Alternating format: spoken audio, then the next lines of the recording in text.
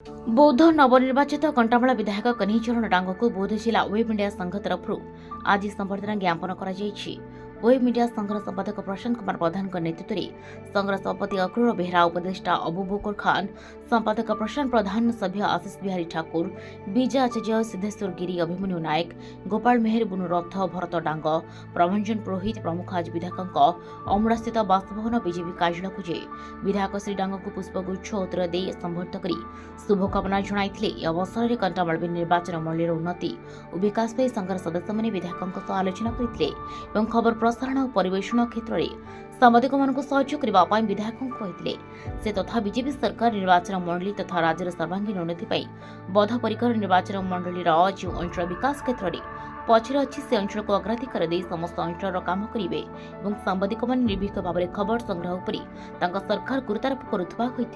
विधायक web media सब बेले खबर संग्रह कर आगे अच्छी सारा ओडिशा रे, तेणु वेब मीडिया को मु प्राधान्य दे प्रकाश कर। बौद्धर कर्मी रिपोर्ट प्रसार न्यूज।